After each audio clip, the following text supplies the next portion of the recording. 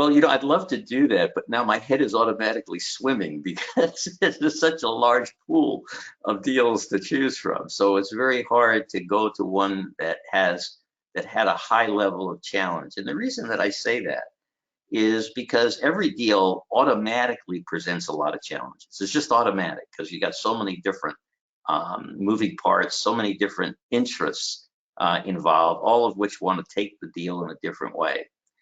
And I have to say that the deals lose their challenge when you approach them on a win-win-win basis, okay? Because at that point, everybody gets behind it because they know how they're going to win.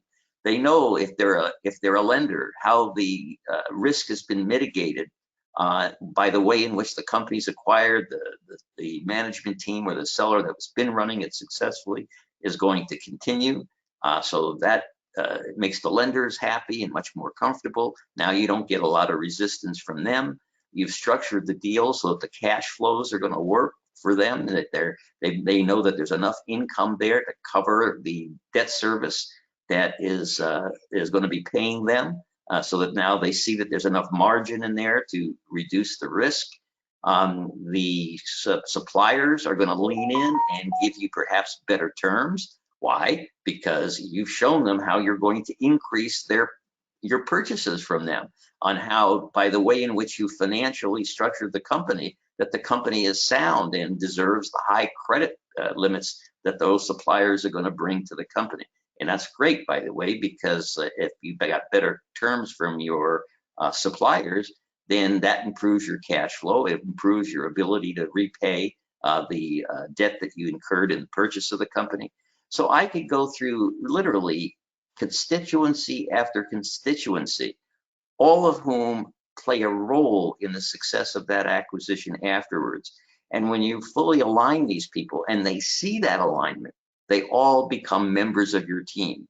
So instead of going into negotiations where you are in effect sitting on the opposite side of the desk or the table, trying to negotiate in your best interest, and it's an adversarial relationship, right from the seller to all of the other constituency, there is no other side of the table.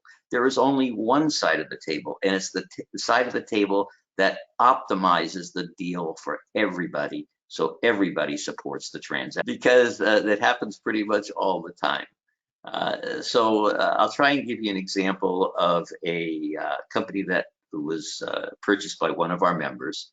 And when we first started negotiating with the seller, and this was, by the way, a home automation company is the kind it was. It was the $6 million valuation that the seller had put on the company.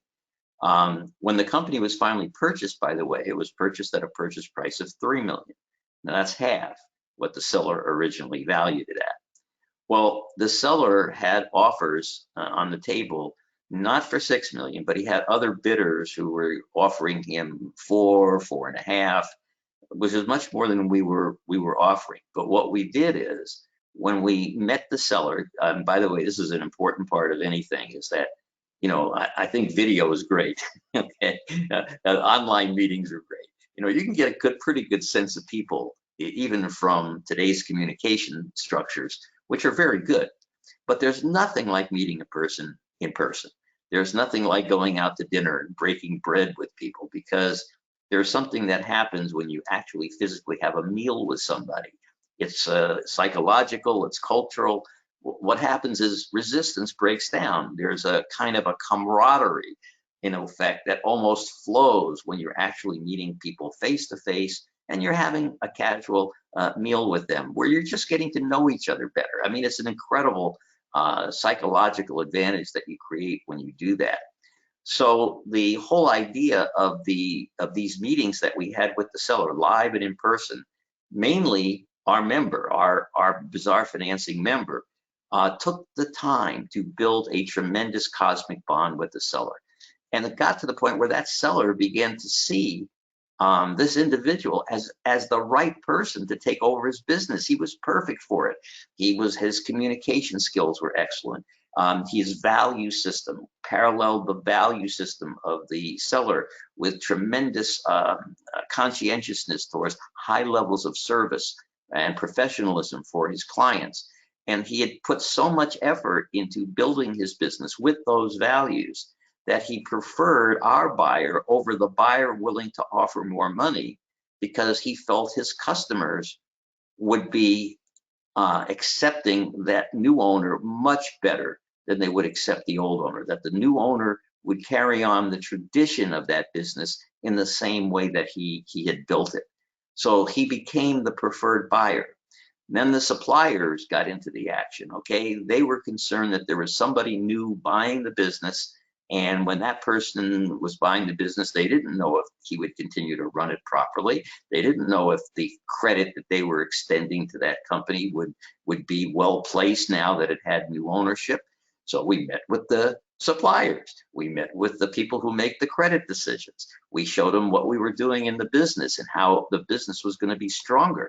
And when we went to meet with them, we went to meet with them with the seller, who was assuring them he's going to stay on. He's going to make sure that the company is run in the same equitable, profitable, high customer value, great business systems in the company. And he assured them that that would all be there in the same, that we're only getting stronger from the purchase.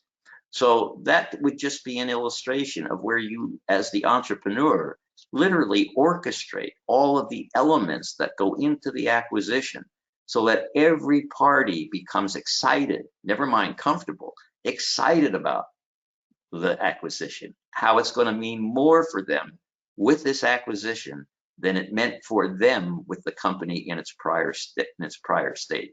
You do that, you get that whole group behind you, there's no way that you can fail. I mean, literally, no way that you can fail.